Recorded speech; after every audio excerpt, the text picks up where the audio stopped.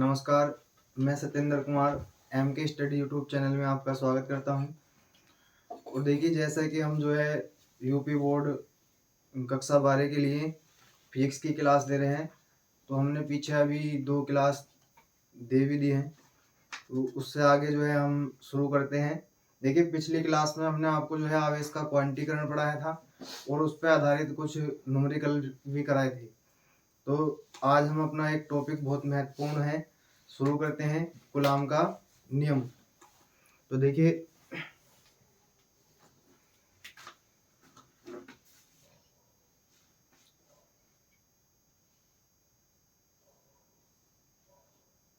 Coulomb का नियम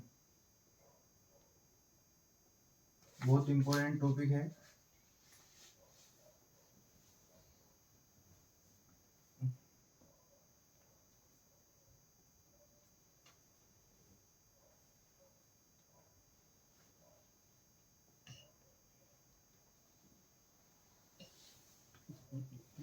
coulombs law, coulomb का नियम। देखिए, ये जो टॉपिक है वाकई में जब हम कक्षा 12 का फिजिक्स शुरू करते हैं तो बहुत मेन टॉपिक है। अब देखिए, ये जो कूलाम का नियम है वो क्या है कि जो कूलाम थे उन्होंने 1785 ईस्वी में जो बिंदु आवेश हैं उनके बीच कार्य करने वाले जो विद्युत बल है, यानी कि यदि जो दो बिंदु आवेश हैं उनके बीच एक विद्युत बल कार्य करता है, इसी के आधार पर जो है उन्होंने ये बताया था कि जो दो विद्युत आवेश हैं उनके बीच एक विद्युत बल कार्य करता है। और इसके लिए ही उन्होंने एक नियम प्रतिपादित किया था जिसे उन्हीं के नाम से जाना जाता है, जिसे कूलाम का नियम कहते हैं। और देखिए, जो कूलाम थे वो फ्रांसीसी वैज्ञानिक थे। इन्होंने अपना ये नियम 1785 में दिया था, न्यूटन के लगभग 100 वर्ष बाद। क्योंकि जो ये कूलाम थे ये पूरी तरह से प्रेरित थे न्यूटन से। देखिए, न्यूटन ने क्या कहा था कि यदि दो वस्तु हैं उनके बीच एक गुरुत्वाकर्षण बल कार्य करता है, जो गुरुत्वाकर्षण बल है वो उनके द्रव्यमान के गुणनफल के अनुक्रमानुपाती होता है और उनके बीच की दूरी के वर्ग के व्युत्क्रमानुपाती होता है। ये न्यूटन ने बताया था। लेकिन उसी के आधार पर जो है कूलाम ने ये बताया था 1785 ईस्वी में कि यदि दो बिंदु आवेश हैं तो उनके बीच एक विद्युत बल कार्य करता है और ये जो विद्युत बल है ये दोनों आवेशों की मात्राओं के गुणनफल के अनुक्रमानुपाती और उनके बीच की दूरी के वर्ग के व्युत्क्रमानुपाती होता है, उन्होंने ये बताया था। तो अब देखिए, जब ये पूरी तरह से प्रेरित थे न्यूटन से तो इन्होंने उसी के आधार पर, देखिए मैं आपको जरा याद दिला दूं, वो उन्होंने ये बताया था कि मान लीजिए एक वस्तु है और इसका जो द्रव्यमान है वो m1 है और दूसरी वस्तु उन्होंने ये मान ली थी और इसका द्रव्यमान उन्होंने माना था m2 और इनके बीच की दूरी मान लिया क्या है, r है।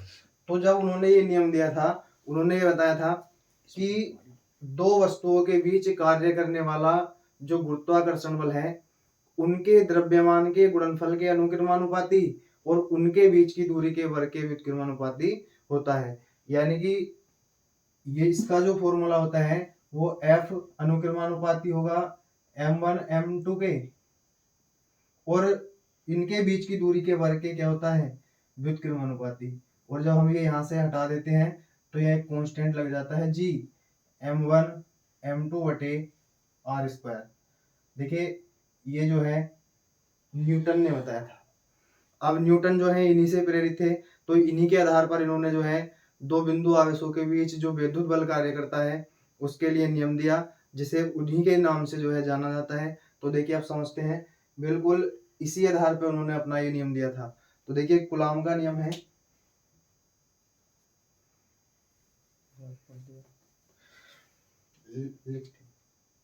देखिए इन्होंने जो ये दिया था 1785 में दिया था। अब देखिए, ये जो कूलाम का नियम है वो ये है, इस नियम के अनुसार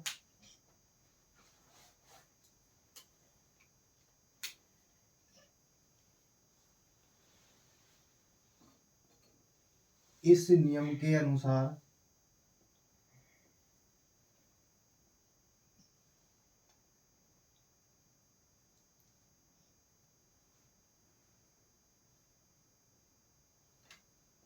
दो स्थिर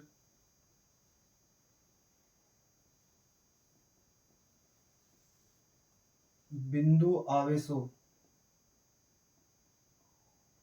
दो स्थिर बिंदु आवेशों के बीच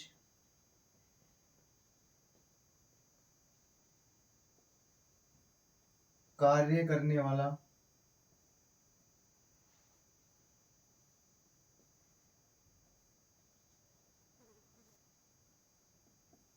आकर्षण एवं प्रतिकर्षण बल आकर्षण एवं प्रतिकर्षण बल दोनों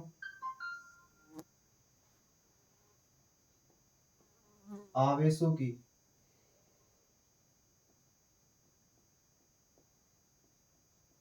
मात्राओं के गुणनफल के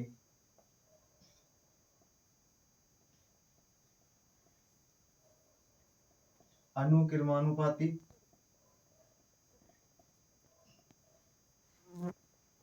तथा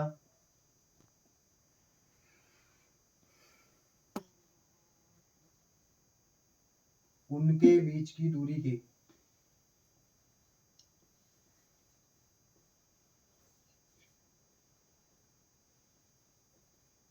वर्ग के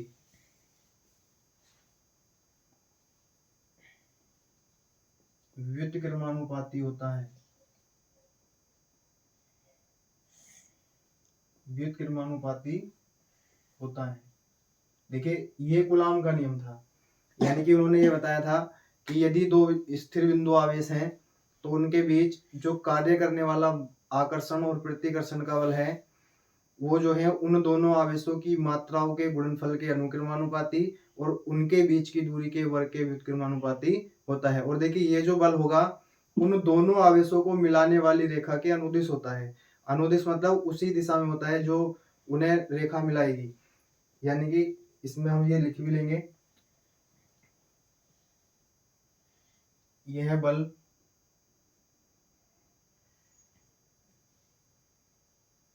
दोनों आवेशों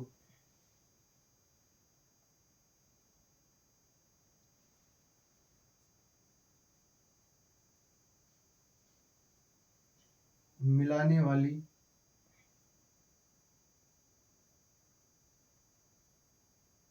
रेखा के अनुदिश होता है।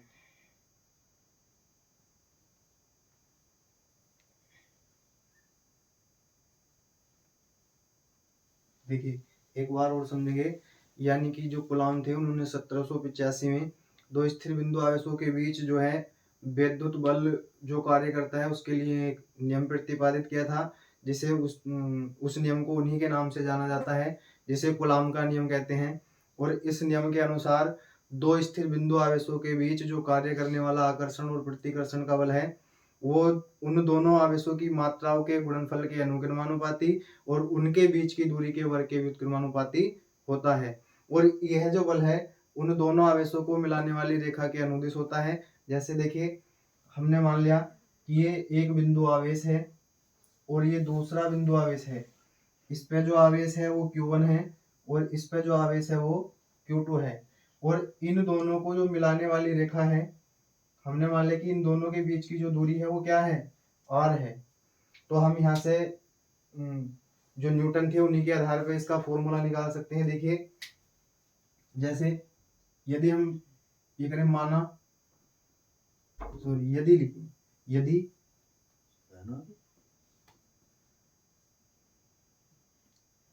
दो बिंदु आवेश यदि दो बिंदु आवेश Q1 व Q2 एक दूसरे से एक दूसरे से r दूरी पर स्थित हैं तो उनके बीच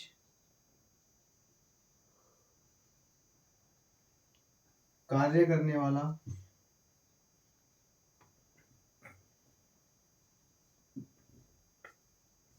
आकर्षण एवं प्रतिकर्षण बल,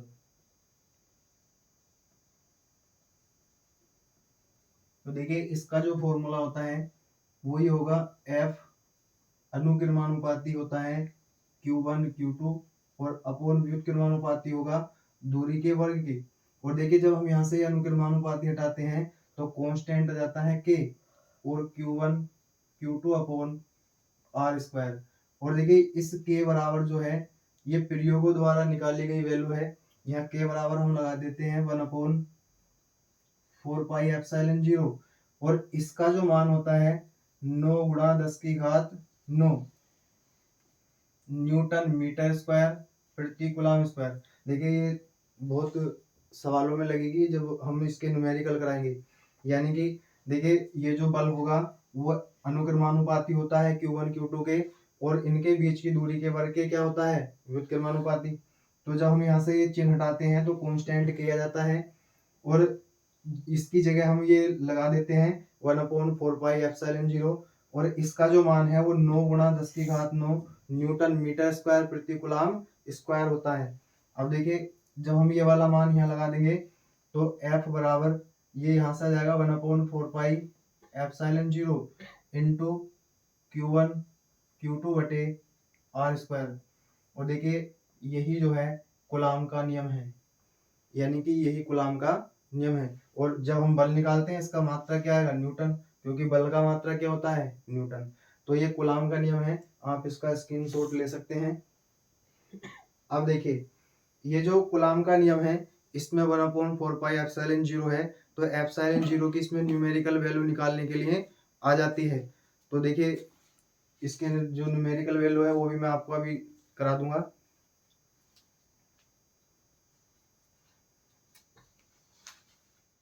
तो देखिए अब हम इससे आगे जो है ε0 का अंकिक मान यानी कि न्यूमेरिकल वैल्यू ऑफ ε0, तो देखिए इसमें न्यूमेरिकल यानी इसका अंकिक मान आता है। अब ये ε0 क्या है, ये ε0 है निर्वात की विद्युतशीलता है, यानी कि ये निर्वात की विद्युतशीलता होती है ε0।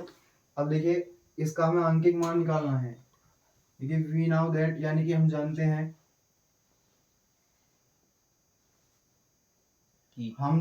कि क्या जानते हैं कि 1/4πε0 बराबर क्या होता है 9 गुणा 10 की घात 9 न्यूटन मीटर स्क्वायर प्रति कूलम स्क्वायर। तो देखिए ε0 बराबर क्या होता है 1/4πε0 और इसके बराबर होता है 9 गुणा 10 की घात 9 न्यूटन मीटर स्क्वायर प्रति कूलम स्क्वायर। अब देखिए हमें इसकी वैल्यू फाइंड करनी है, यानी कि ε0 का जो है हमें न्यूमेरिकल वैल्यू निकालनी है। तो इसमें क्या करेंगे कि ये वाला जो ε0 है इसे इधर ले जाएंगे और इसे इसके बटे में ले आएंगे। कहने का मतलब यह है कि यहाँ से ε0 बराबर 1/4π इंटू ये इसके बटे में जाएगा 9 गुणा 10 की घात 9 और ये मात्रक साथ लिख लेंगे न्यूटन मीटर स्क्वायर प्रति कूलम स्क्वायर। अब देखिए अब इसे हमें जो है हल करना है बस। जब इसे हल करेंगे तो ε0 बराबर 1/4π, अब देखिए पाई की वैल्यू लगा देंगे 3.14 और यहाँ होता है 9 गुणा 10 की घात 9 और ये है न्यूटन मीटर स्क्वायर प्रति कूलम स्क्वायर। अब देखिए इसे सोल्व करना है और कुछ नहीं है, इसकी वैल्यू हो जाएगी। यानी कि यदि हम यहाँ से ये पॉइंट हटा देंगे तो ये यहाँ 2 जीरो लग जाएंगे क्योंकि 2 अंकों से पहले लगा पॉइंट। अब देखिए इसकी बस गुणा करनी है। जब हम 4 की गुणा 9 से करेंगे तो 9 चौक 36, 36 गुणा 314 और गुणा 10 की पावर 9 और ये हो जाएगा न्यूटन मीटर स्क्वायर प्रति कूलम स्क्वायर।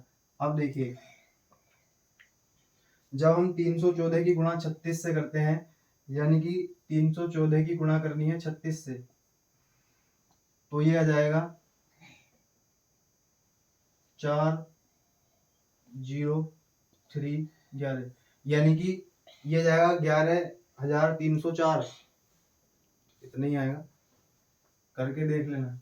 तो ये आ जाएगा भैया यहाँ से 100/11,304 और गुणा 10 की पावर 9 न्यूटन मीटर स्क्वायर प्रति कूलम स्क्वायर।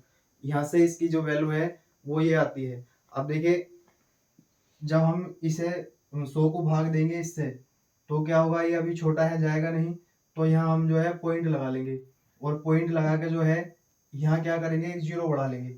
अब देखिए ये अभी भी छोटा है तो एक पॉइंट और लगा लेंगे, और सॉरी एक जीरो लगा लेंगे, तो यहाँ भी एक जीरो लगाना पड़ेगा। फिर जब हम यहाँ एक जीरो और लगाएंगे तो एक जीरो और हो जाएगा। अब जब हम इससे भाग देंगे, तो लगभग में ये हमारा जाएगा 8 8 और 4 6। ये जो है यहाँ से इसे भाग देने के बाद हमारी वैल्यू आएगी, यानी कि 0.008846।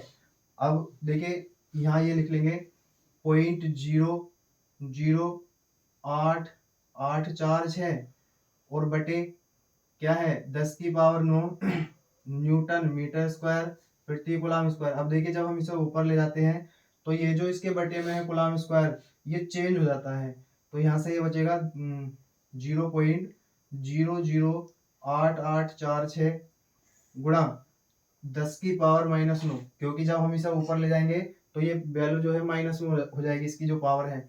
अब ये हो जाएगा कूलम स्क्वायर और प्रति न्यूटन मीटर स्क्वायर। अब देखिए यदि हम ये वाला पॉइंट 3 अंक इधर ले जाएं तो इसकी जो पावर है वो 3 अंक बढ़ जाती है, यानी कि जब हम इसे इधर ले जाएंगे तो 8.846 और जब इधर ले जाएंगे तो इसकी पावर कितनी हो जाएगी 12, 3 अंक बढ़ जाएगी तो 12 हो जाएगी। और यहाँ से हो जाएगा कूलम स्क्वायर प्रति न्यूटन मीटर स्क्वायर। देखिए हम जो है इसे इस तरह भी लिख सकते हैं, ये एप्सिलॉन 0 का मान है, ये जो लिखा है 4 6 ये 45 से ज्यादा है, तो समथिंग में से हम 50 मान लेते हैं। और जब हम समथिंग में 50 मान लेंगे तो 8.85 गुणा 10 की घात -12 कूलम स्क्वायर प्रति न्यूटन मीटर स्क्वायर। तो देखिए इसकी जो न्यूमेरिकल वैल्यू है एप्सिलॉन 0 की वो ये होती है। और देखिए ये बहुत ही सवालों में लगेगी, आप जो है इसे करके देखेंगे, एक बार फिर समझ लीजिए। देखिए हमें आंकिक मान निकालना था एप्सिलॉन 0 का, और जब हम इसका आंकिक मान निकालेंगे तो 1/4 पाई एप्सिलॉन 0, अभी मैंने कूलम के नियम में लिखवाया भी था कि इसके बराबर 9 गुणा 10 की घात 9 न्यूटन मीटर स्क्वायर प्रति कूलम स्क्वायर होता है। अब देखिए जब हमें इसका मान निकालना है तो इसे इधर ले जाएंगे और ये वाली जो वैल्यू है इसके बटे में यहाँ आ जाएगी, यानी कि एप्सिलॉन 0 बराबर 1/4 पाई गुणा 9 गुणा 10 की घात 9, और इसके मात्रक सहित लगाना क्योंकि ये मात्रक हमें बाद में ज्ञात भी करना है। जब ये ऊपर पहुंच जाएगा तो ये उल्टा हो जाएगा आगे जाके। अब देखिए यहाँ इसका जो मान लगा देंगे पाई का 4 गुणा 3.14 गुणा 9 गुणा 10 की घात 9 न्यूटन मीटर स्क्वायर प्रति कूलम स्क्वायर। अब देखिए यहाँ से जब हम पॉइंट आएंगे तो ऊपर 2 जीरो लग जाएंगे, और जब हम 9 की और 4 की गुणा करेंगे 36 और 314 बचेगा गुणा 10 की घात 9, और ये ऐसे ही चलता रहेगा अभी। अब देखिए जब हम 314 की गुणा करते हैं 36 से, अभी मैंने करके दिखाई थी, तो 11,304 आया था, तो इसकी जगह हम लिख सकते हैं क्योंकि इन दोनों की मल्टीप्लाई करेंगे तो ये आएगा 11,304। अब देखिए यहाँ क्या था 100 था, अब हमें 11,304 से 100 को भाग देनी है, लेकिन 100 क्या है छोटा है, तो हम यहाँ पॉइंट लगा के एक जीरो लगा लेते हैं, लेकिन ये फिर भी छोटा है तो एक जीरो लगाएंगे, एक जीरो यहाँ बढ़ाएंगे, फिर एक जीरो यहाँ लगाएंगे तो एक जीरो और लगा लेंगे। अब देखिए ये इससे बड़ा हो जाएगा, और जब हम इसमें भाग देंगे तो लगभग 88 46 यानी कि 8846 बार ये चला जाएगा। अब ये वैल्यू हम यहाँ लिख लेंगे। अब देखिए ये जो 10 की पावर 9 है, जब इसे ऊपर ले जाएंगे तो ये नीचे का आएगी थी प्लस की, और ऊपर जाएगा क्या हो जाएगी माइनस। अब देखिए ये जो प्रति कूलाम लिखा है, प्रति का मतलब है कि न्यूटन मीटर स्क्वायर के बटे में कूलाम लिखा है, और ये भी ऊपर जाएगा तो ये ऊपर हो जाएगा, यहाँ से क्या बचेगा, कूलाम स्क्वायर प्रति न्यूटन मीटर स्क्वायर हो जाएगा, यानी कि ये उल्टा हो जाएगा। अब देखिए जब ये ऊपर जाएगा तो 10 की पावर क्या हो जाएगी, -9। अब ये वाला जो पॉइंट है हम 3 अंक इधर लाते हैं, और जब हम 3 अंक इधर ले जाएंगे तो इसकी जो पावर है वो 3 अंक क्या होगी, बढ़ जाएगी। और जब ये बढ़ जाएगी तो यहाँ 8.846 गुणा 10 की घात -12 कूलाम स्क्वायर प्रति न्यूटन मीटर स्क्वायर बचेगा। अब देखिए ये 4 6 जो लिखा है इसे समथिंग में हम 50 मान लेते हैं, क्योंकि 45 से ज्यादा है। तो यहाँ 8.85 गुणा 10 की घात माइनस के क्या होगी, 12, और कूलाम स्क्वायर प्रति न्यूटन मीटर स्क्वायर, यही क्या है इसका एप्सिलॉन जीरो का अंकित मान है। अब देखिए इसकी बीमा भी निकालने के लिए आती है, वो भी मैं भी निकलवा दूंगा, तो आप इसका एक स्क्रीनशॉट ले लेंगे और इसे एक बार अपने से करके देखेंगे, बहुत अच्छा समझ में आएगा। तो ले लीजिए। अब देखिए अब हमें इसकी बीमा निकालनी है, तो ये मैं रफ कर दूं जरा।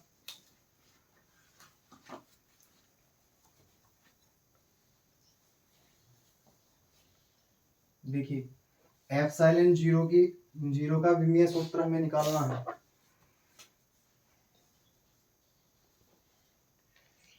विमीय सूत्र, और जब हम इसका विमीय सूत्र निकालेंगे तो देखिए अभी हमने कूलाम का नियम लिखा था। कूलाम का नियम क्या होता है, F बराबर 1/4 pi epsilon zero into Q1 Q2 बटे R स्क्वायर, ये होता है।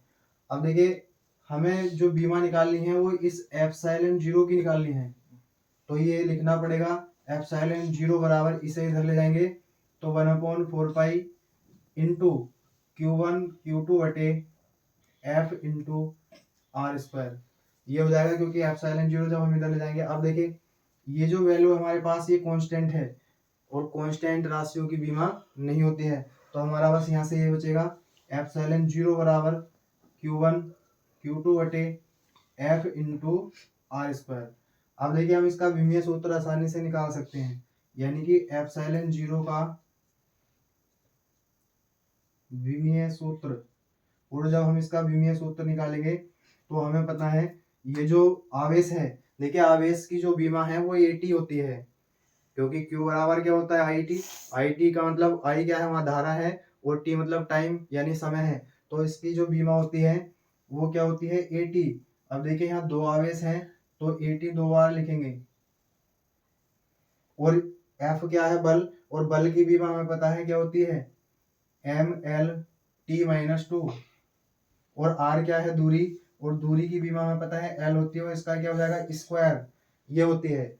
अब देखिए इसे हल करेंगे तो यहाँ क्या हो जाएगा, ये हो जाएगा A स्क्वायर T स्क्वायर, और बटे में देखिए बीमा जो है बल की है, और यहाँ L की पावर 1 है, और यहाँ कितनी है, 2 है, तो जो इसकी बीमा है वो ये हो जाएगी ML की पावर 3 और T-2, ये हो जाएगी। अब देखिए जब हम इसे ऊपर लेकर जाते हैं तो ये हो जाएगी, यहाँ m की पावर प्लस में 1 है, जब ये ऊपर जाएगी तो m की पावर -1 हो जाएगी, और ये l की पावर ऊपर जाएगी तो l की पावर माइनस के क्या हो जाएगी, 3, और ये t ऊपर जाएगा तो प्लस का हो जाएगा, और दो पहले से हैं प्लस की कितनी हो जाएगी, 4, यानी कि t की पावर 4, और यहाँ a की पावर कितनी हो जाएगी, 2। तो देखिए एप्सिलॉन जीरो का जो विमीय सूत्र है वो ये है, और हम यहाँ से जो है एप्सिलॉन जीरो का MKS पद्धति में मात्रक भी निकाल सकते हैं। तो देखिए इसका MKS पद्धति में मात्रक क्या होगा, MKS पद्धति में मात्रक, और MKS पद्धति में जो मात्रक होगा यहाँ से निकाल सकते हैं। हम क्या है, द्रव्यमान है, द्रव्यमान का मात्रक होता है किग्रा, यानी कि केजी की पावर -1, और ये L क्या है, मीटर, यानी कि मीटर की पावर -3, और T क्या है, टाइम, यानी कि सेकंड की पावर 4, और इनटू में A क्या है, एम्पियर, और एम्पियर की पावर कितनी दे रखी है, 2। ये इसका MKS पद्धति में मात्रक है। तो देखिए एप्सिलॉन जीरो के जो विमीय सूत्र है वो है, आप इसका स्क्रीनशॉट ले लेंगे। और देखिए जो आज हमने पढ़ाया है कूलाम का नियम, बहुत ही महत्वपूर्ण टॉपिक है, और मिलते हैं इससे नेक्स्ट टॉपिक के साथ नेक्स्ट क्लास में। तो हमारे यूट्यूब चैनल को ज़्यादा से ज़्यादा सब्सक्राइब कीजिए और शेयर कीजिए। ज़्यादा से ज़्यादा क्लास, जो इस क्लास का फ़ायदा से ज़्यादा बच्चों को मिल सके। और वीडियो को लाइक कीजिए, कमेंट कीजिए कि आपको जो फिजिक्स की क्लास है वो कैसी लग रही है। और देखिए, इससे पहले की जो वीडियो हैं, हमारी सभी क्लासें सी टेट, एस टेट और यूपी टेट, और जो यूपी पुलिस के लिए रीजनिंग की क्लास है, उन सभी का लिंक जो है वो डिस्क्रिप्शन में दिया हुआ है। आप जो है वहाँ जाकर उन सबको देख सकते हैं। और देखिए, अभी हमारे यहाँ जो है यूपी पुलिस, यूपी टेट और एस टेट के लिए जो है ऑफलाइन बैच की सुविधा भी प्रारंभ है। तो आप जो भी बहन भाई आपके कांटेक्ट में हो, आप उनसे बता सकते हैं कि हम ऑफलाइन कोचिंग भी कराते हैं। तो मिलते हैं नेक्स्ट वीडियो में। नमस्कार।